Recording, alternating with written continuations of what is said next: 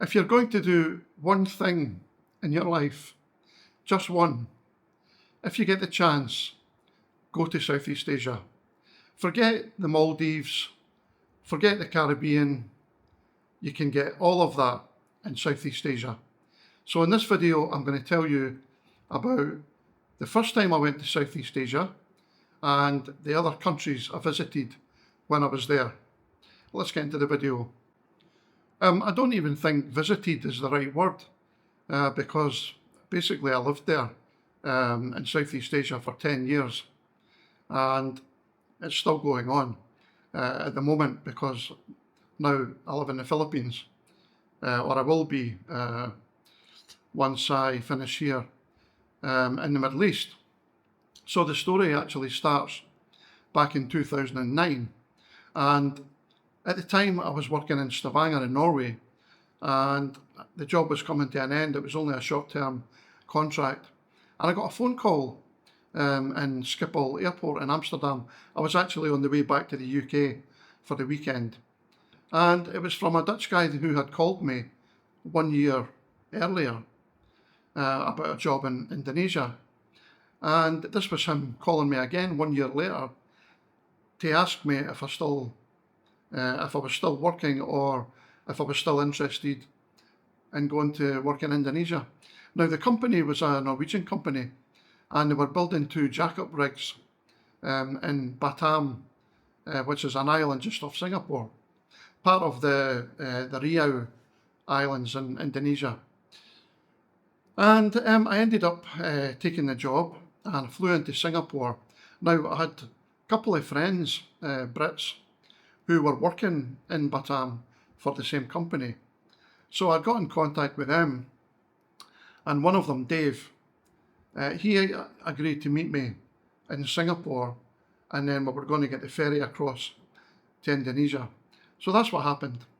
And the ferry takes about 50 minutes to get to the port that we were sailing into in Batam. Batam was like nothing I'd ever seen before.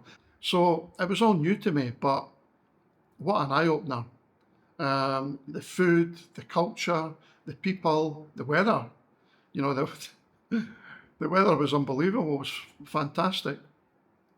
But Batam is a very industrial island.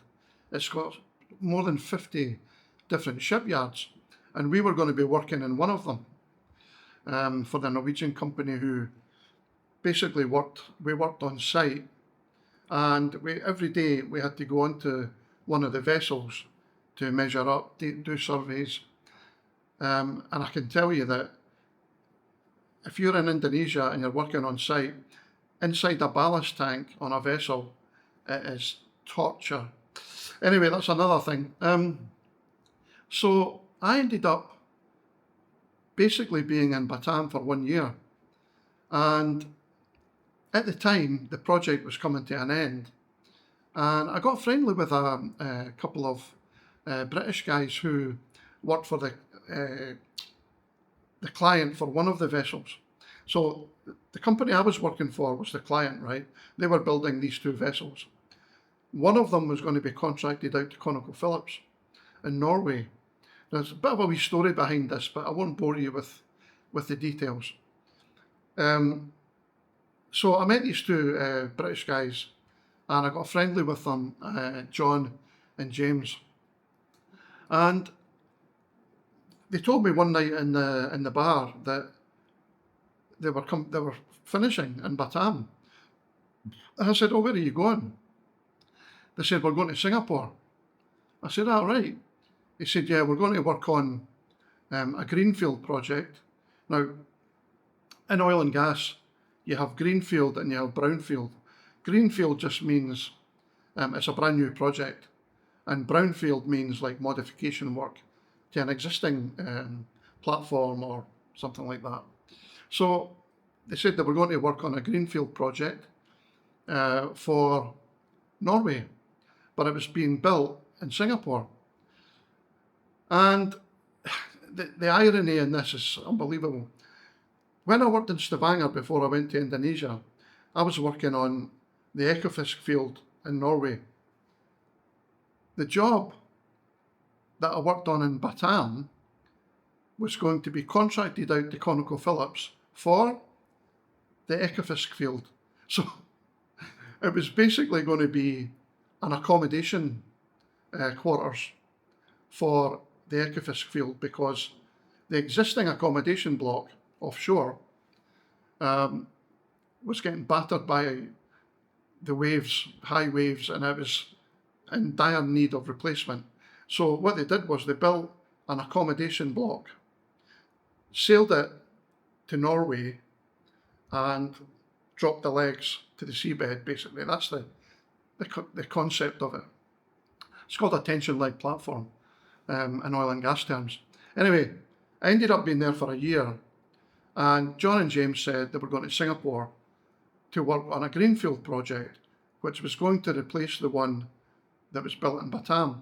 So the one in Batam was going to be there for 3 years, and the new platform that was getting built in Singapore was going to replace that one after 3 years.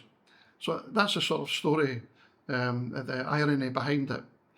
So I said my farewells to them, and I was a bit disappointed because, they were good crack in the pub. But John and James left, and I was starting to think, what am I going to do? Because this is coming to an end. I had loved it in Batam. It was good fun, going around the different places on the island. It's not what I would call paradise, because it's very industrial. But the people were all nice, friendly. I had a great 12 months there. And then a few weeks later, out of the blue, I got a phone call from James, who was now over in Singapore.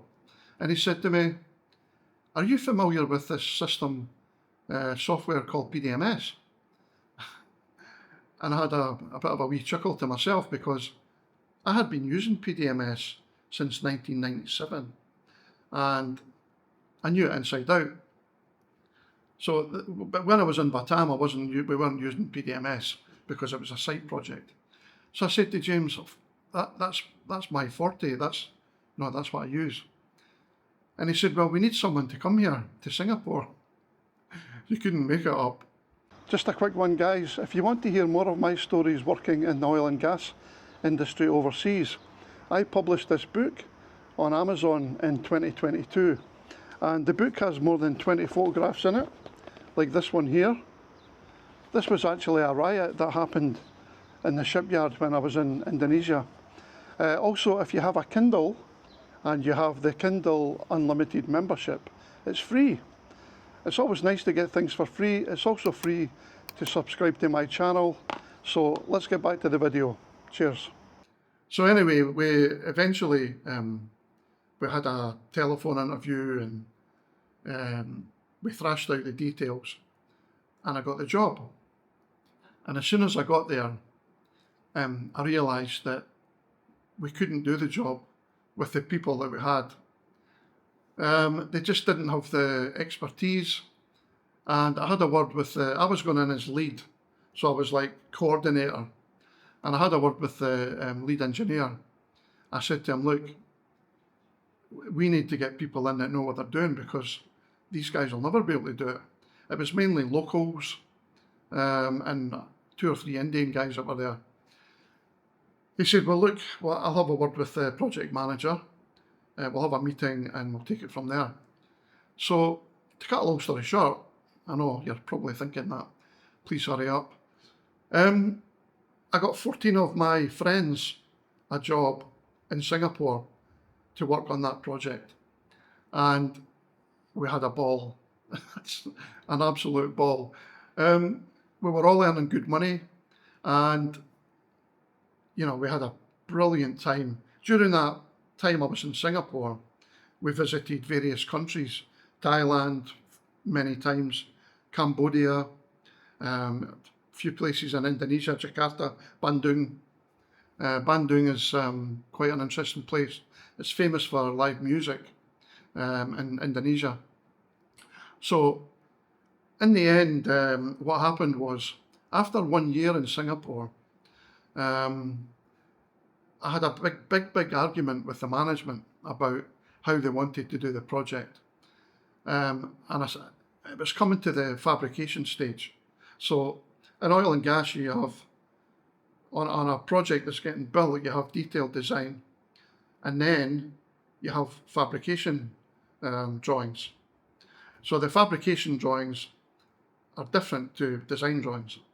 They're more detailed for the construction, for the fabrication, welding, piece marks, part numbers, stuff like that. Anyway, we had a big argument about it, and they sacked me when the client, ConocoPhillips, were on a team building day out. Otherwise, there would have been a big problem from ConocoPhillips, because they effectively brought me to Singapore to work for this other company, who were tasked with doing the detailed design. So I only had 1 year in Singapore. Now, the guys I left behind, all my mates that I got into Singapore, they stayed there. I left, and immediately I got a job back in Indonesia, in Jakarta. It was only a short-term project, 3 or 4 months if I remember correctly. During that time, after the 3 or 4 months, the project was still going on. I got a job in Malaysia and ended up spending almost 8 years in Malaysia. So overall, I went from 2009 to 2019 in Indonesia, Singapore, and Malaysia.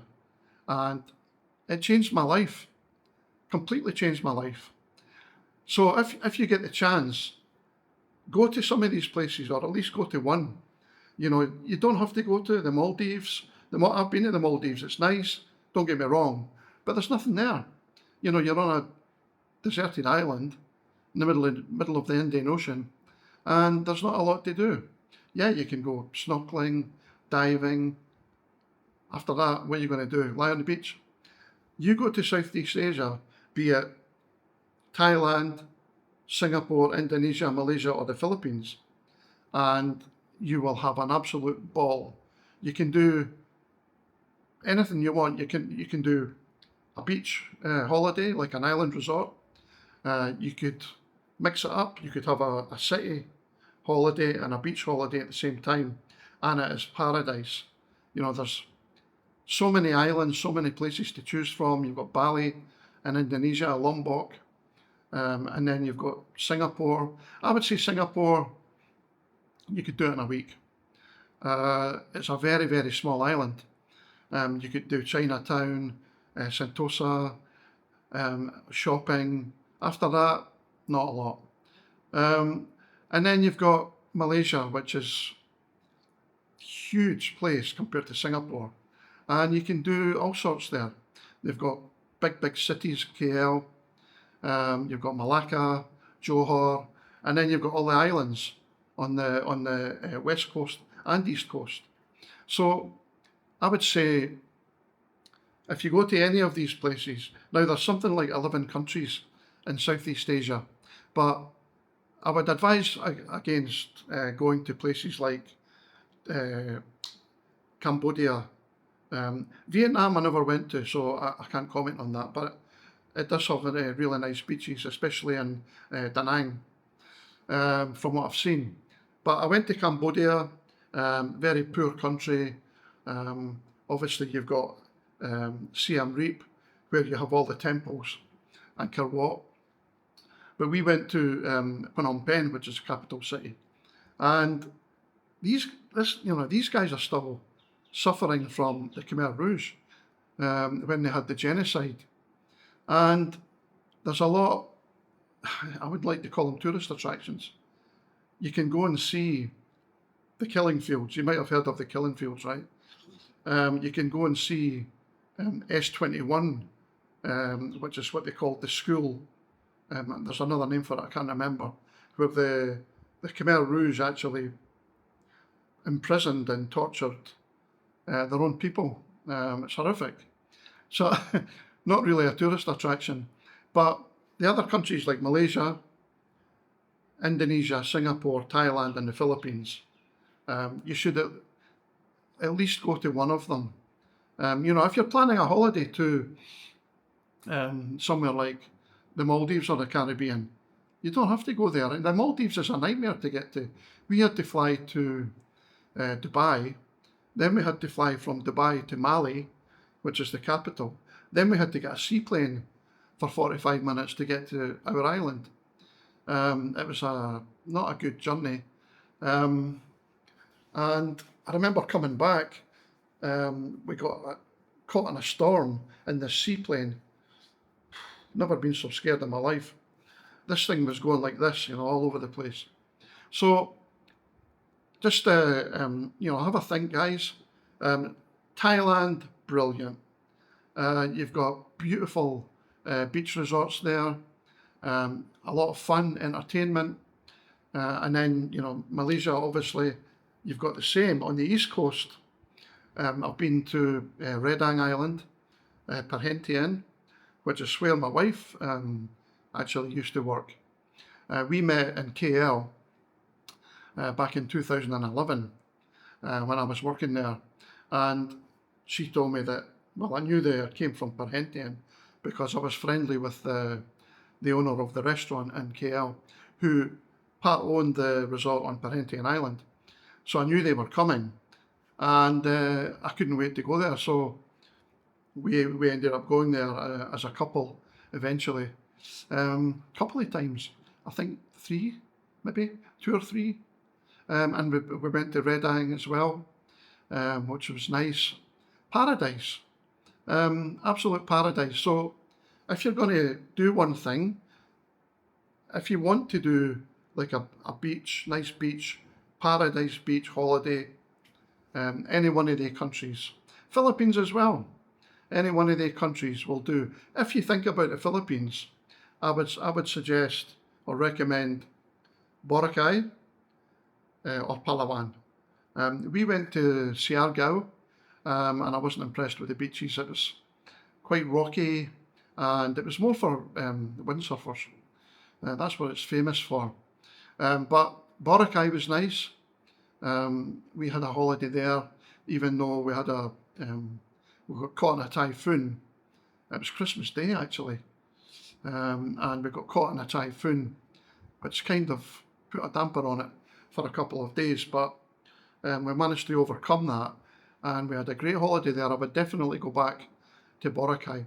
Palawan, I haven't been to, but famous resorts there includes El Nido. So have a think on, guys. I would definitely recommend you try Southeast Asia for yourself. All right, catch you in the next one. Over and out.